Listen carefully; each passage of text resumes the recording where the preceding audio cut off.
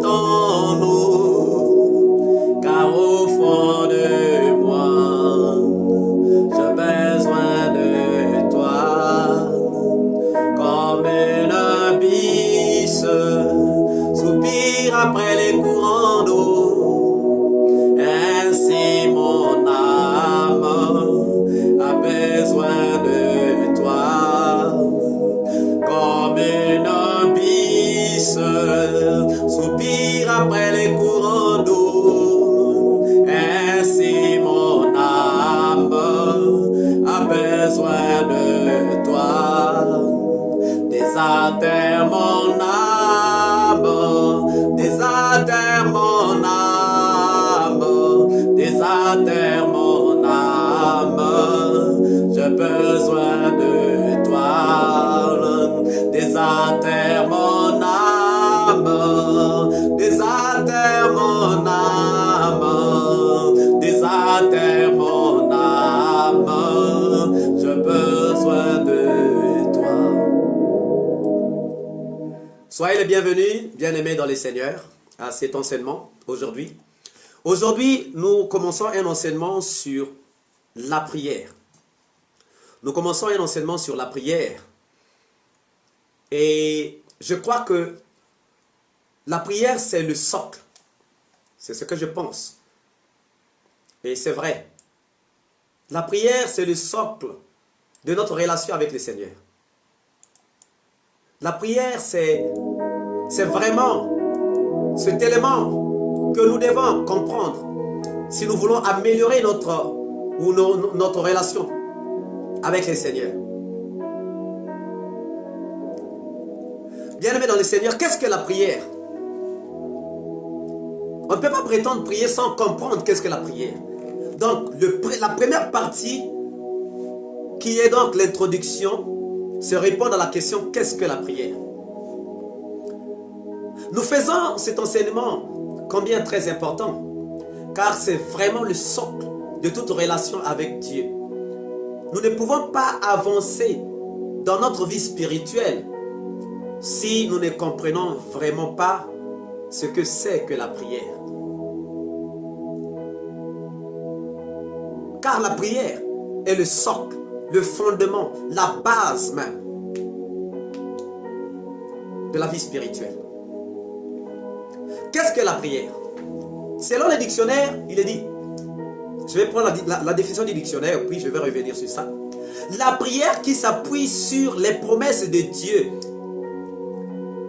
est un acte fondamental de la foi chrétienne, vécu comme une action de grâce et de communion avec Dieu. Une communion d'esprit entre Dieu et les siens. C'est, entre parenthèses, Dieu le Père, que le croyant prie au nom du Seigneur Jésus-Christ. Ça, c'est la définition du dictionnaire. En un mot, s'il faut paraphraser, la prière est un acte fondamental de la foi qui est vécu comme une action de grâce ou une communion avec Dieu. Une communion d'esprit entre Dieu et les siens, c'est-à-dire ses enfants. La prière est donc une communion entre Dieu et ses enfants, entre Dieu et le croyant. La prière est une communion entre l'esprit de l'homme et l'esprit de Dieu. Pourquoi l'esprit de Dieu et l'esprit de l'homme? Tout simplement parce que Dieu est esprit. Et on ne peut entrer en communion avec lui que par le moyen de notre esprit. La prière est donc spirituelle, mais ses répercussions sont à la fois spirituelles et physiques. Nous pouvons en résumé dire que la prière, c'est le fait de prier. Et prier, c'est quoi? Prier, c'est parler avec Dieu, communier avec Dieu. Non seulement parler à Dieu, mais parler avec Dieu. C'est-à-dire que ce n'est pas toi qui parles seulement, mais Dieu aussi parle. Parce que parler à Dieu, ça veut dire que c'est moi qui parle à Dieu. C'est moi qui parle et Dieu écoute. Or, parler avec Dieu sous-entend que de part et d'autre, on parle et de part et d'autre, on écoute. Alléluia. Donc, prier, c'est parler avec Dieu, communier avec Dieu, converser avec Dieu, discuter avec Dieu, plaider avec Dieu. Alléluia. La pire des erreurs que nous commettons souvent est de prétendre prier sans laisser à Dieu le temps de parler. Il arrive que nous venions, nous parlons. Après avoir parlé, c'est fini, on est parti. Sans avoir écouté Dieu. Mais là, on a seulement parlé à Dieu, on n'a pas parlé avec Dieu. Là, on a fait une partie de la prière, mais on n'a pas fait toute la prière au complet. Parce que la prière sous-entend une discussion, une conversation, un pourparler avec Dieu. Ce qui se passe lorsqu'on parle à Dieu, c'est quoi? Nous venons, nous parlons, et puis nous disons Amen, et nous sommes partis. C'est une erreur grave. Parce qu'en faisant cela, bien-aimé, vous n'avez pas écouté Dieu. Vous avez parlé à Dieu, mais vous n'avez pas écouté ce que Dieu vous dit. Regardez Habakkuk dit quoi? J'étais à mon poste. Je m'étais dans le tour et je regardais.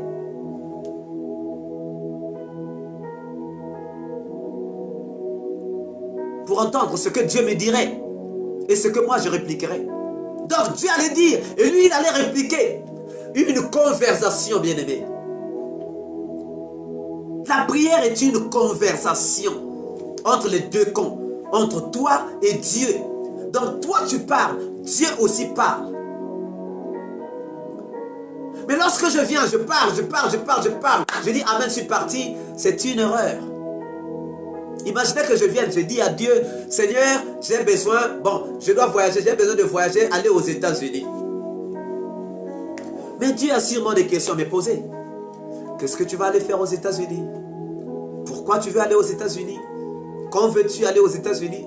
Qu'est-ce que tu vas faire aux États-Unis? Combien de temps tu vas rester aux États-Unis? Est-ce que tu as payé le billet? Est-ce que tu as de l'argent pour payer le billet? Ce sont ces questions, bien-aimés, qui nourrissent la prière et qui fait que lorsque vous avez demandé, vous avez une réponse. Alléluia. Tu peux me dire, bon, tu veux aller aux États-Unis? Oui. Pourquoi? Dis, bon, moi je veux aller m'installer aux États-Unis. Mais pourquoi tu veux aller t'installer aux États-Unis? Dis, ah Seigneur, moi ici, je pense que non.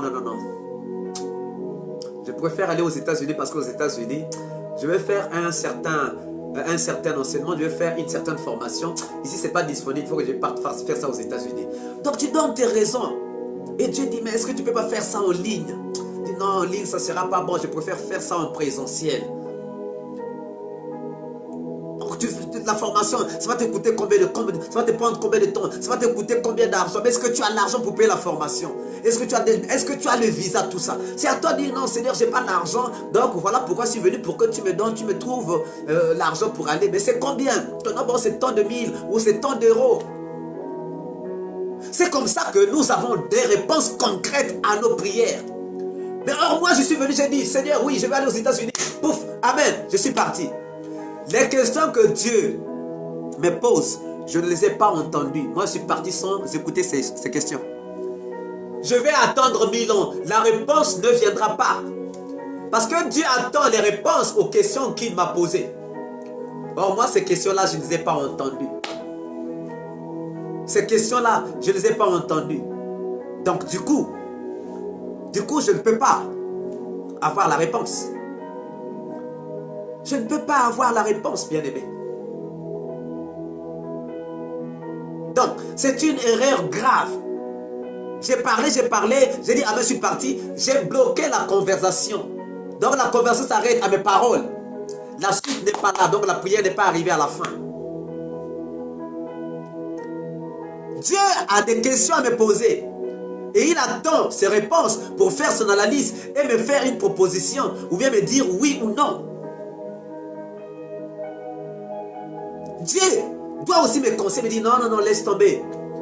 Il peut dire non, laisse tomber, dans 2 mois, cette formation sera disponible ici, donc reste là. Dieu sait. Dieu connaît toutes choses. Mais nous ne nous laissons pas le temps de nous conseiller. Nous venons, nous bombardons. Lui, il encaisse, il encaisse, il encaisse. Après, amen, je suis parti. Non. Bien aimé, ça, c'est une prière qui ne peut pas apporter des fruits.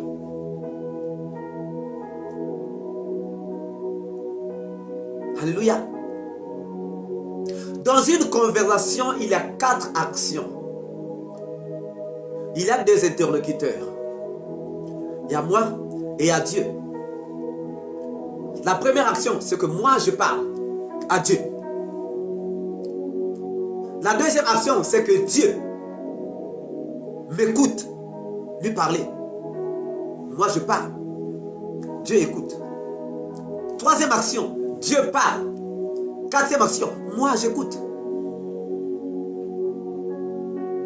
Donc, moi je dois parler, lui il écoute, lui il doit parler, moi aussi je dois écouter.